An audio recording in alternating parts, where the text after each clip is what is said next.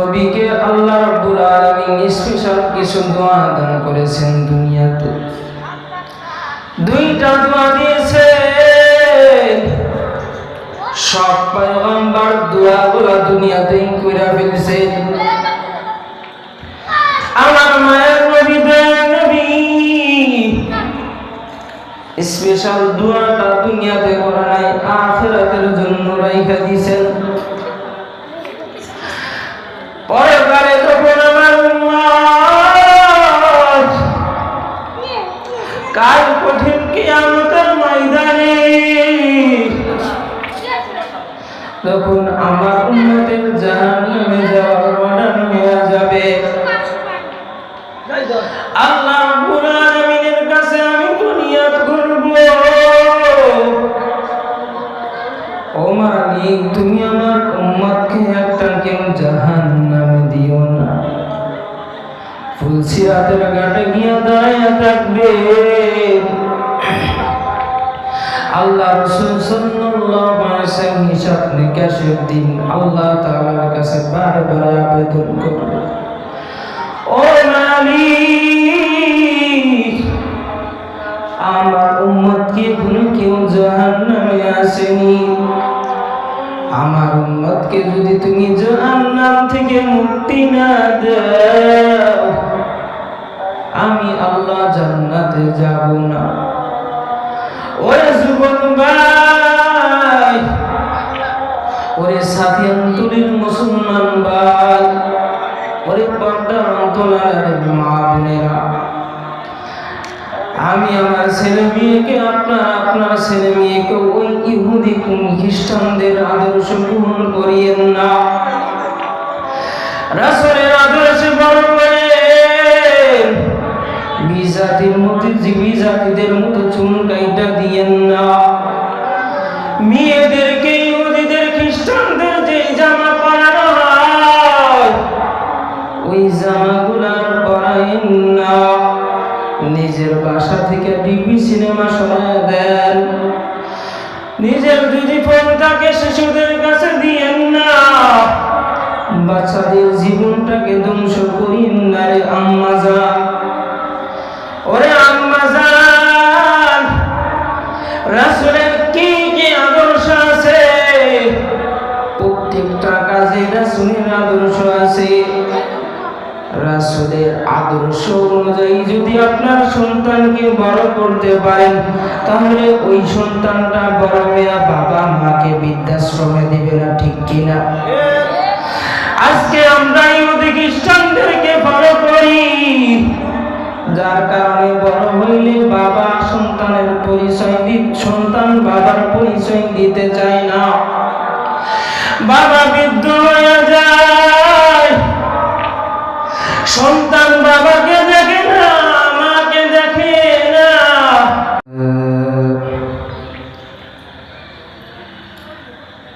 আলহামদুলিল্লাহিল্লাযী জাআলা আশ-শামসা ওয়াল কমারা বিহুসবান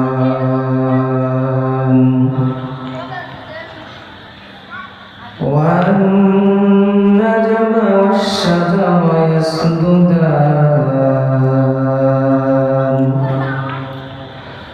وفضل زمانا على زمان كما فضل مكانا على مكان وإنسانا على إنسان ونشهد أن لا إله إلا الله وحده لا شريك له ونشهد أن محمدا عبده ورسوله الذي أرسله بالحق بشيرا ونذيرا وداعيا إلى الله بإذنه وسراجا وقمرا منيرا أما بعد فأعوذ بالله من الشيطان الرجيم بسم الله الرحمن الرحيم قل إن كنتم تحبون الله فاتبعوني يحببكم الله ويغفر لكم ذنوبكم والله غفور رحيم صدق الله العظيم وقال رسول الله صلى الله عليه وسلم لا يؤمن أحدكم حتى أكون أحب إليه من والده وولده والناس أجمعين الله أكبر أو كما قال عليه الصلاة والسلام আলহামদুলিল্লাহ সাতিয়ানতলী কটিয়াপাড়া জামা মসজিদের উন্নয়ন কল্পে 26তম বার্ষিক ওয়াজ মাহফিলে আল্লাহ তাআলা আমাদেরকে কোরআন হাদিস থেকে কিছু কথা বলার এবং শোনার জন্য গুনাহের কাজ থেকে ফারেক করে এনে এই দ্বীনের মজমায় জান্নাতের বাগানে আসার বসার কথা বলার এবং শোনার তৌফিক দান করলেন। এজন্য হৃদয় খুলে একবার আল্লাহ রাব্বুল আলামিনের দরবারে শুকরিয়া আদায় করি আলহামদুলিল্লাহ। সবাই আগে আসেন, একটু আগে আসেন। মানুষ দুইজন হতে পারে, এতে কোনো সমস্যা নেই। এই জামানায় এসেও যে আমার কথা দুইজন ব্যক্তি শুনবে, এটা আমার জন্য সৌভাগ্যের বিষয়। কারণ আল্লাহ রাব্বুল আলামিনের কিছু কিছু নবী আছেন, তারা কিয়ামতের ময়দানে একজন উম্মত নিয়ে আল্লাহ রাব্বুল আলামিনের সামনে দাঁড়াবে। কোন কোন নবী দুইজন উম্মত নিয়ে আল্লাহ তাআলার সামনে দাঁড়াবে। এই জন্য যে কথাগুলো আমরা এখানে হয় মনোযোগ দিয়ে শুনি, আমলের নিয়াতে শুনি। তাহলে যদি আমলের নিয়াতে শুনি, ইখলাসের নিয়াতে শুনি, তাহলে আমাদের জীবনটা পরিবর্তন করে দিবেন কে? আল্লাহ রাব্বুল আলামিন। সময় খুবই সংক্ষিপ্ত। দেখেন, আজকে যদি আমাদের এই সমাজে যদি শান্তিয়ানতলী কুটিয়াপাড়া যে কোনো এক জায়গায় যদি কনসার্ট হইতো, নারী নিয়ে এসে যদি আজকে গান বাজনা করানো হইতো, তাহলে এখানে লোকের জায়গা দেওয়া যেত না। আওয়াজ দেওয়া বলেন ঠিক কিনা? আজকে আমরা মুসলমান, পশ্চিমাদের আদর্শ এবং তাদেরকে ফলো করার কারণে আমাদের ঈমান এতটাই দুর্বল হয়ে গেছে যে ভালো কথা শুনতে, ভালো কাজ করতে আমাদের আর ভালো লাগে না। মুসলমানের সন্তান হয়ে আজকে সারা রাত্র তারা ডিজে বাজায়, মানুষকে, অসুস্থ মানুষ যারা আছে বাসায় ঘুমাইতে পারবে না, শিশু বাচ্চা আছে তারা ঘুমাইতে পারবে না। কিছু বলতে গেলে যে আপনার টাকা দিয়ে আনছে আমরা, এগুলো বলে কি বলে? আজ আমরা যদি ফিলিস্তিনের মতো হইতাম, আফগানিস্তানের উপরে যে নির্যাতন চালানো হয়েছে, ইন্ডিয়ার মুসলমানরা যেভাবে শান্তিতে ঘুমাইতে পারে না, এরকম যদি আমাদের মুসলমানের উপরে যদি অমুসলমানদের নির্যাতন হইতো, তাহলে ওই যে মেলাতে লোক দেখেন না, ডিজে বাজানো, ইয়েতে গান বাজানোতে লোক দেখেন না, হলে দেখেন আজকে টিকিট সিরিয়াল লেগে গেছে, এগুলাতে যাইতো না। এজন্য আমরা মনে করতেছি যে আমরা যেভাবে আছি আল্লাহ তাআলা হয়তো বা আমাদেরকে এভাবে রাখবেন, কিছু বলবেন না। মুসলমান যখন তার মুসলমানের তো ভুলে যাবে, রসুলের আদর্শকে ভুলে যাবে, তখন বিজাতিদের হাতে অবশ্যই মুসলমান বিজাতিত হবে।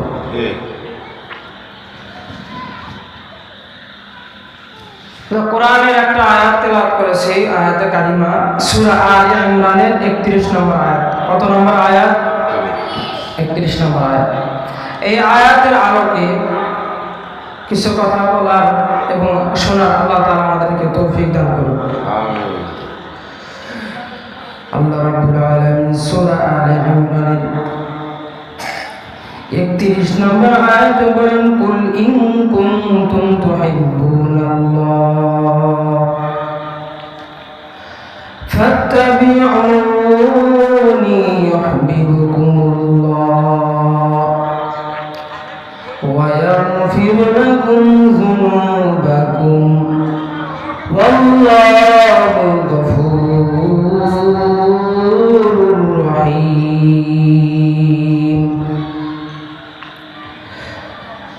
আল্লাহ রাব্বুল আলামিন পয়গম্বরকে জানিয়ে দেন,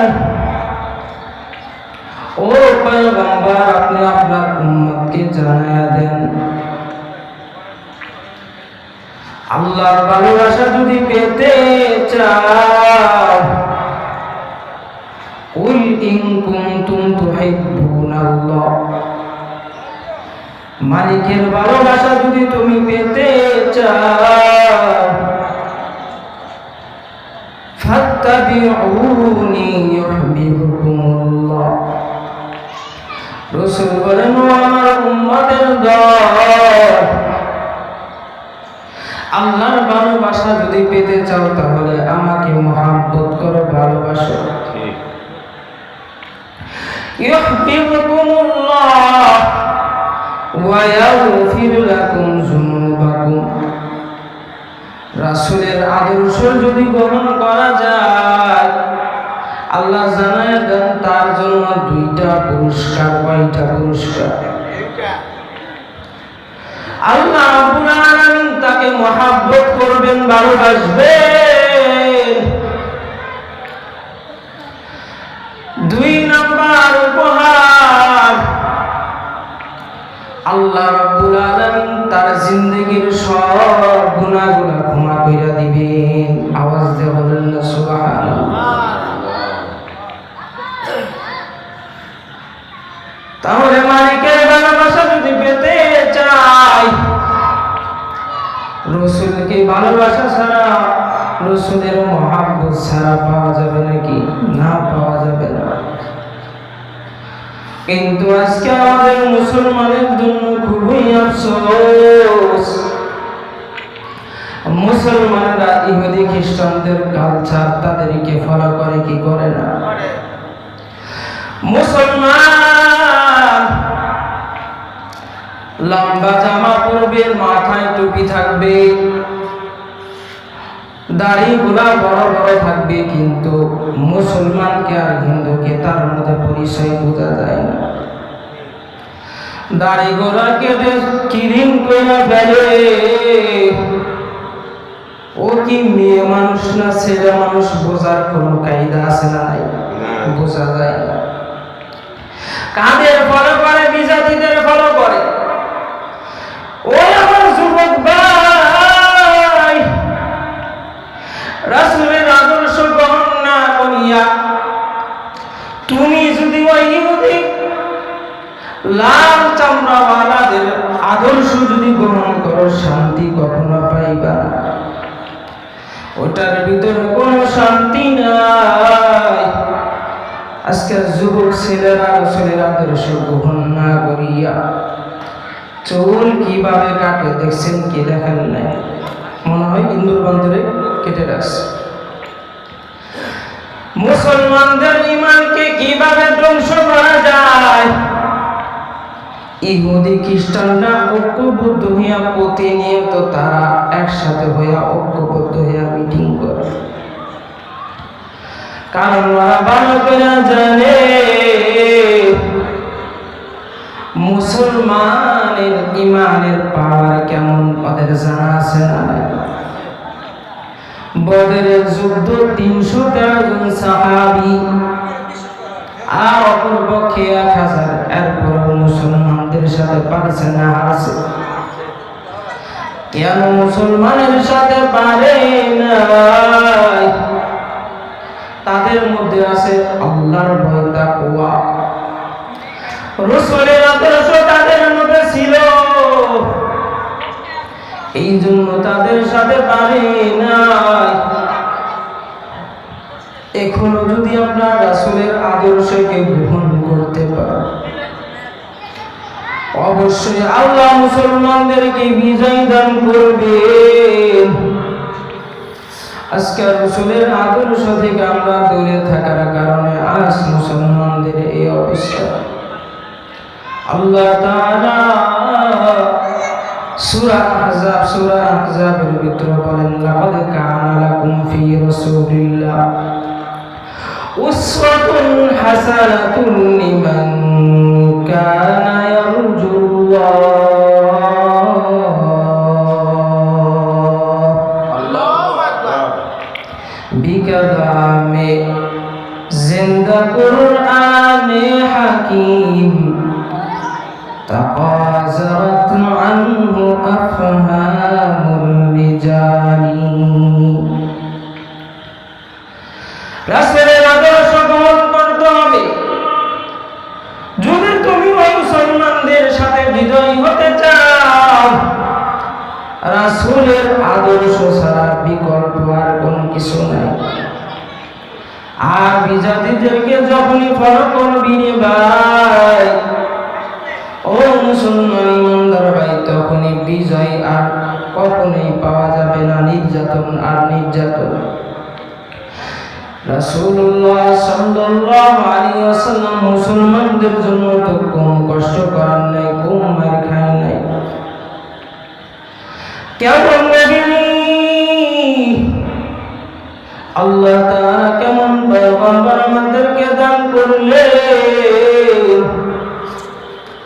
আল্লাহ রাসূল সাল্লাল্লাহু আলাইহি ওয়াসাল্লাম বিজয় হজের সময় যখন ভাষণ দিলেন, বলে গেলেন, তারাকতু ফীকুম আমরাইনি লান তাদিল্লু মা তামাসসাকতুম বিহিমা কিতাবাল্লাহি ওয়া সুন্নাতা রাসূল। ও আমার সাহাবায়ে কেরাম, কুল্লু নাফসিন যায়িকাতুল মাউত। দুনিয়া তো সবাই আসবে, আবার একদিন তাকে দুনিয়া থেকে চলে যেতে হবে। দুনিয়া চিরস্থায়ী না। আমি একদিন থাকবো না তোমাদের মাঝে। দুইটা জিনিস যদি তোমরা আঁকড়ায়া ধরতে পারো, তাহলে জীবনে কখনো পথভ্রষ্ট তোমরা হইবা না। এক নাম্বার হলো কুরআন, দুই নাম্বার হলো আমার হাদিসকে যদি তোমরা গ্রহণ করো, গ্রহণ করে না, তোমার জিন্দেগির ভিতরে ফিট করে নাও। পুরা পৃথিবী যদি এক হয়ে যায় আর তোমার ভিতরে যদি আমার ভয় থাকে, রাসূলের আদর্শ থাকে, কখনই তোমার সাথে পারবে না। ওই আফগানিস্তানের মুসলমান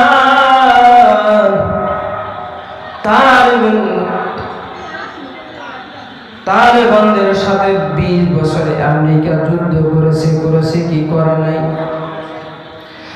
এরপরে মুসলমানদের সাথে পারে না। মুসলমানদের সাথে হার মাইনা লেজ গুটা পালাইছে কি পালাই না? 200 বছর ইন্ডিয়ায় তারা রাজত্ব চালাইছে, মুসলমানদেরকে যা তা ইচ্ছা করেছে। যখন উলামায়ে কেরাম ঐক্যবদ্ধ হইয়া আল্লাহু আকবার ধ্বনি দিয়া যখন মাঠে নামছে, ওই লাল বাহিনীরা আমেরিকান ওই ইহুদির দালালেরা তারা ইন্ডিয়া থেকে লেজ গোটা পালাইতে বাধ্য হয়েছে, কি হয় নাই? বাধ্য হয়েছে। আল্লাহ রাসূল সাল্লাল্লাহু আলাইহি ওয়াসাল্লাম জানায় দিলেন দুইটা জিনিসকে গ্রহণ করতে হবে। যদি দুইটা জিনিস গ্রহণ করে নিতে পারো তাহলে দুনিয়াতেও তোমার শান্তি, আখিরাতেও শান্তি। আমার রাসূলকে কি পরিমাণ তারা নির্যাতন করেছে! রাসূলুল্লাহ সাল্লাল্লাহু আলাইহি ওয়াসাল্লাম সালাত আদায় যখন করতেন, মক্কার কাফের মুশরিকরা রাসূলের উপর নারী বুড়ি দিয়া, উটের নারী বুড়ি দিয়া চাপা দিত যাতে না উঠতে পারে।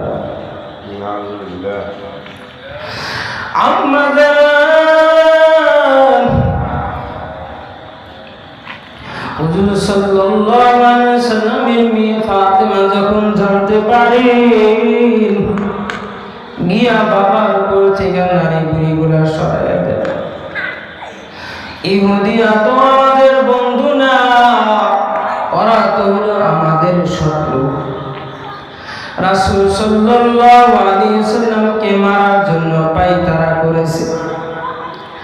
একবার রাসূল সাল্লাল্লাহু আলাইহি ওয়াসাল্লামকে দাওয়াত দেওয়ার কথা কইয়া দেওয়ালের নিচে বসায়া দিয়েছেন।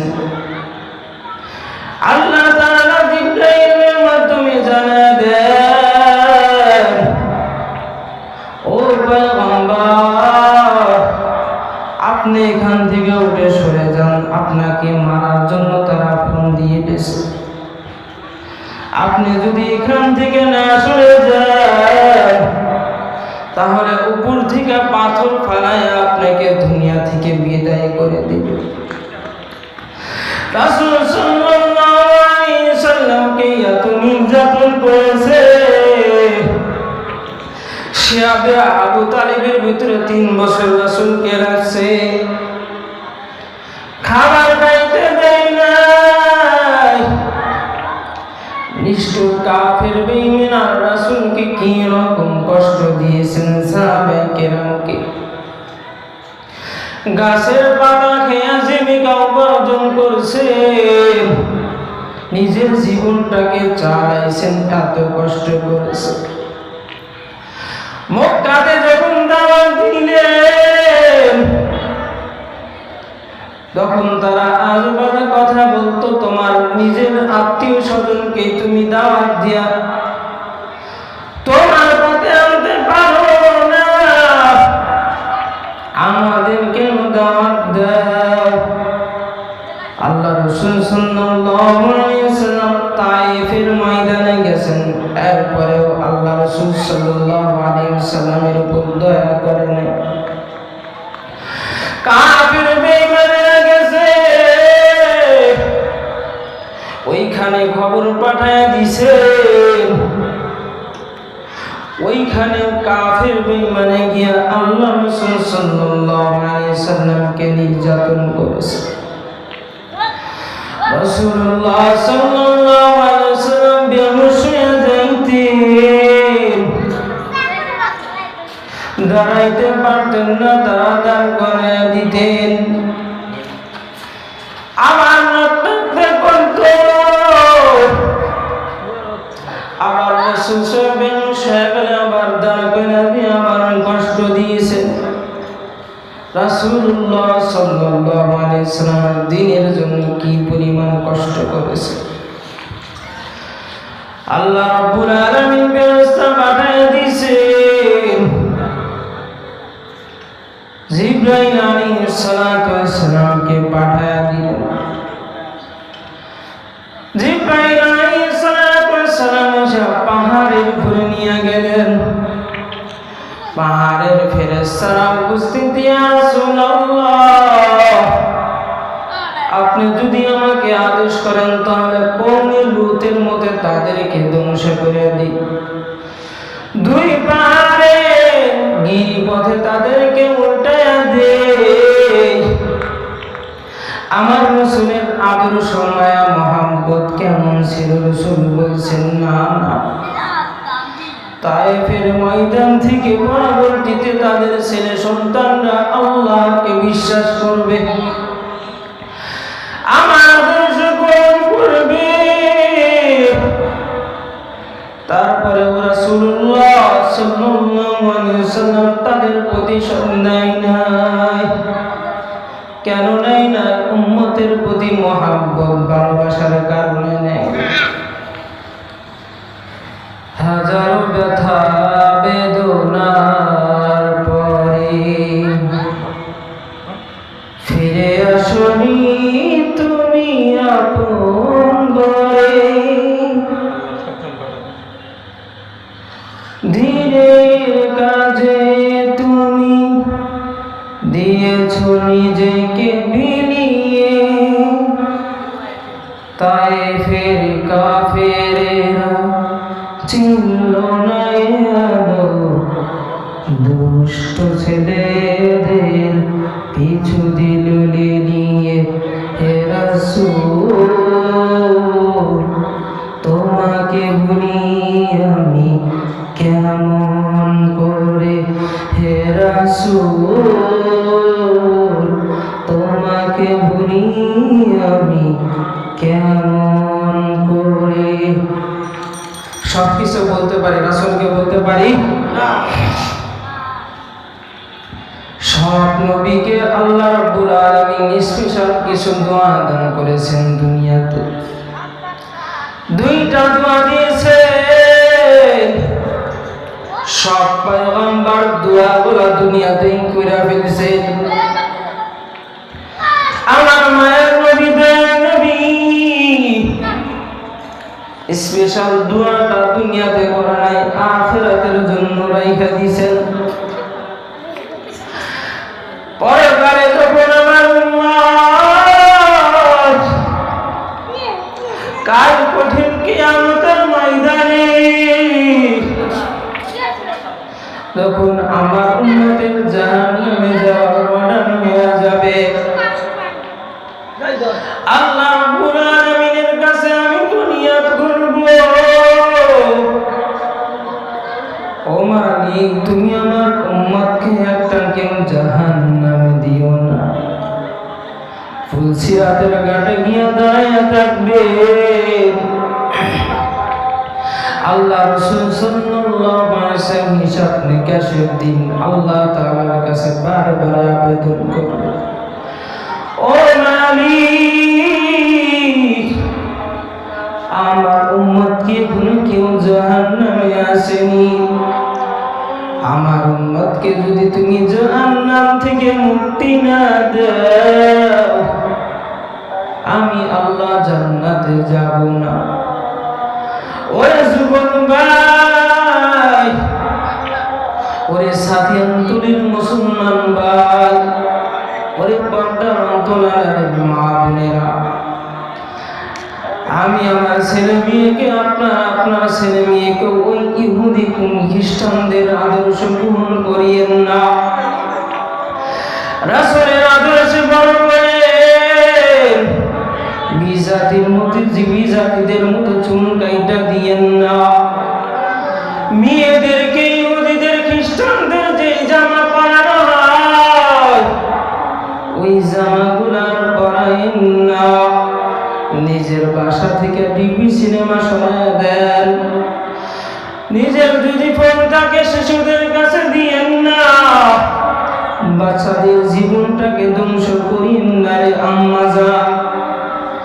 ওরে আম্মা জান, রাসূলের কি কি আদর্শ আছে? প্রত্যেকটা কাজে রাসূলের আদর্শ আছে। রাসূলের আদর্শ অনুযায়ী যদি আপনার সন্তানকে বড় করতে পারেন তাহলে ওই সন্তানটা বড় হয়ে বাবা মাকে বৃদ্ধাশ্রমে দিবে না, ঠিক কিনা?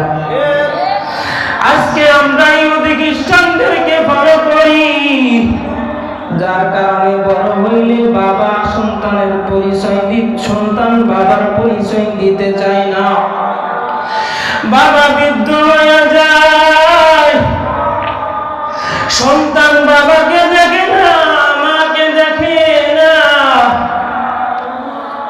সন্তান নিজের বোন নিয়ে ওয়াইফ নিয়ে থাকে, বাবা কাজ করতে পারে না, এরপর রিক্সা নিয়ে পেট্রোল নিয়ে রিক্সা চালাইতে পারে না, এরপর কষ্ট করে সন্তানকে আদর্শবান না বানানোর কারণে।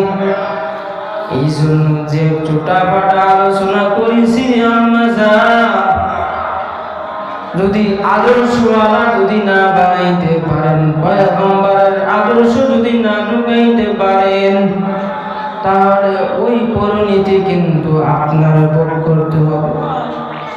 জন্য আল্লাহ তাআলা আমাদের আযান দিয়েছেন, যে কথাগুলো বললাম আল্লাহ তাআলা আমাদের